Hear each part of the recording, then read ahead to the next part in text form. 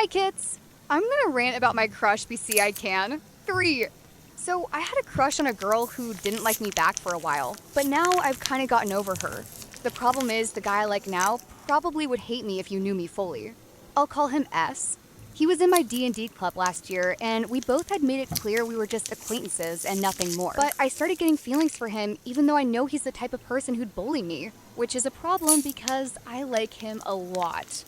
Why do I do this to myself? Literally every time I've gotten a crush, they didn't like me back, would hate me if they knew all this stuff about me, or it ended badly. But that's about it, kits. Also, let me know if you like this voice or the one I used before. Bye!